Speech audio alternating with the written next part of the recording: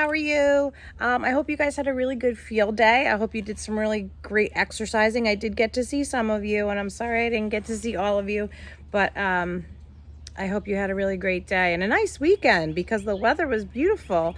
Rainy a little bit, I guess Friday afternoon or I don't know. It rained a little bit, but not much this weekend. I feel like there was a lot of beautiful weather and good to be outside kind of weather.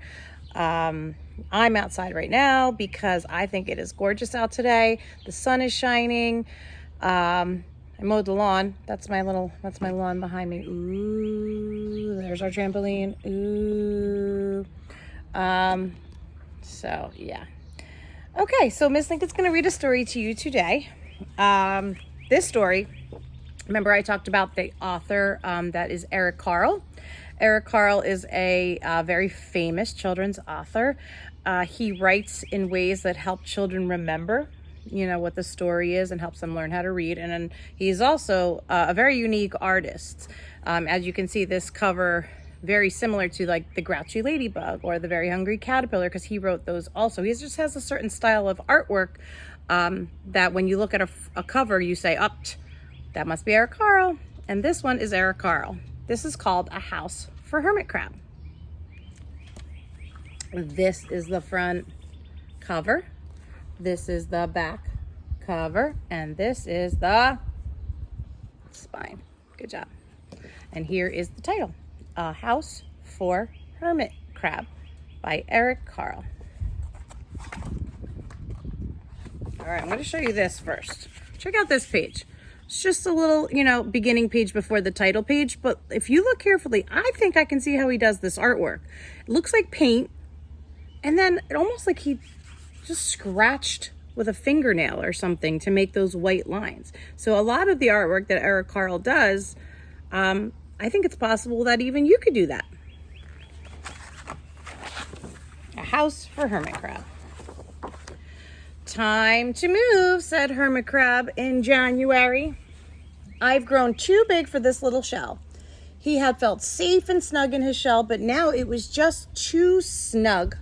Hermit Crab stepped out of the shell and onto the floor of the ocean, but it was frightening out in the open sea without a shell to hide in. What if a big fish comes along and attacks me, he thought. I must find a new house soon. And I don't know if you know this, but that's how hermit crabs work. They don't have their own shell. They're not born with their own shell. They travel from shell to shell as they get bigger. So now he's going to need a little bit of a bigger shell. Early February, Hermit Crab just found just the house he was looking for. It was a big shell and strong. He moved right in, wiggling and waggling about inside to see how it felt. Ooh, it felt just right. But it looks, so plain, thought Hermit Crab.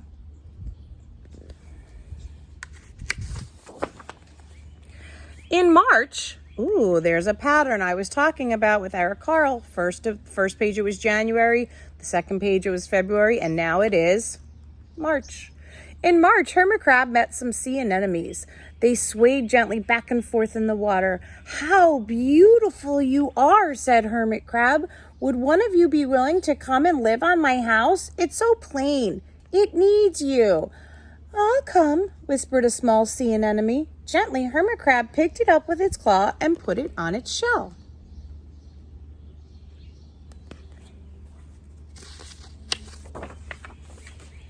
What comes after March? In April, Hermit Crab passed a flock of starfish moving slowly along the sea floor. How handsome you are, said Hermit Crab. Would one of you be willing to decorate my house? I would, signaled a little sea star.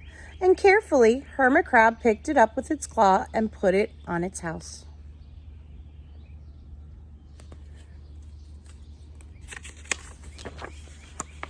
What comes after April? May. In May, Hermit Crab discovered some coral. They were hard and didn't move. Oh, how pretty you are, said Hermit Crab. Would one of you be willing to help me make my house more beautiful? I would, creaked a crusty coral. Gingerly, Hermit Crab picked it up with his claw and placed it onto his shell. So far he has the sea anemone, the starfish, and now he's going to be putting on some coral. All things from the ocean. After May comes June. In June, Hermit Crab came to a group of snails crawling over a rock of the ocean floor. They grazed as they went, picking up algae and bits of debris and leaving a neat path behind them. Wow, how tidy and hard-working you are, said the Hermit Crab. Would one of you be willing to come and help me clean my house? I would, offered one of the snails, and happily Hermit Crab picked it up with his claw and placed it on his shell. So let's see what you remember. What's on the shell so far? First it's the, next was the third, and now it's going to be a snail. And snails, he's hoping that the snail will clean his shell.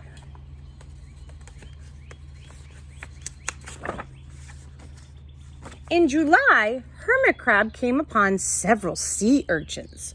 They had sharp, prickly needles. Oh, how fierce you look, said Hermit Crab. Would you protect my house? I would, said the sea urchin. And gratefully, Hermit Crab picked it up with his claw and placed it near his shell. Yes, sea urchins are very, very pointy. So he's hoping that the sea urchin will protect his shell.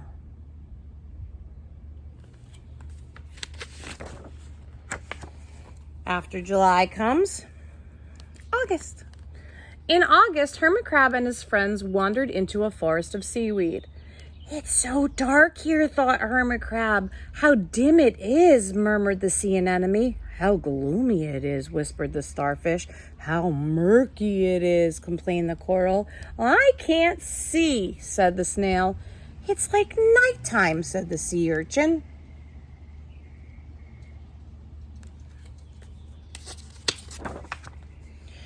In September, Hermit Crab spotted a school of lanternfish staring through the dark water. Oh, how bright you are, said the Hermit Crab. Would one of you be willing to light up our house? I would, replied one of the lanternfish, and it swam over near the shell. Can you recall all of the things so far that Hermit Crab has collected? Starting with the sea anemone, starfish, coral, snail, sea urchin, and now he's going to get a light.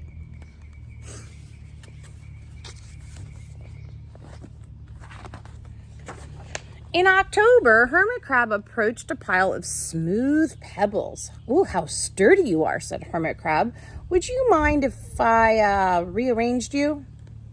Not at all, said the pebbles. Hermit Crab picked them up one by one with his claw and built a wall around his shell. Ha! Now my house is perfect, cheered the Hermit Crab.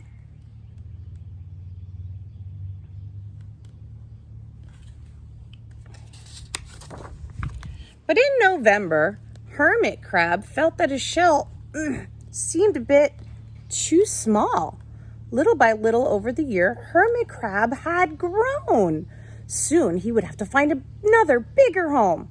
But he had come to love his friends, the sea anemone, the starfish, the coral, the sea urchin, the snail, and the lanternfish, and even the smooth pebbles. They have all been so good to me, thought Hermit Crab. They are all like family. How will I ever leave them? He spent all that time making his house special, and now it's too small for him. In December, a smaller hermit crab passed by. I have outgrown my shell. Would you know a place for me? I have outgrown my house too, answered the hermit crab. I must move on. You're welcome to live here, but you must promise to be very good to my friends. I promise, said the little crab.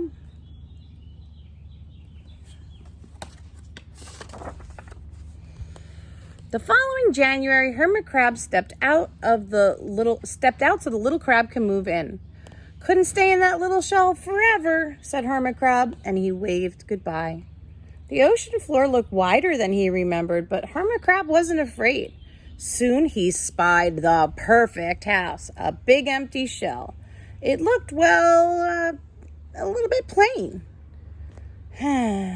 But, sponges, he thought. Barnacles, clownfish, sand dollars, electric eels. Oh, there are so many possibilities, and I can't wait to get started.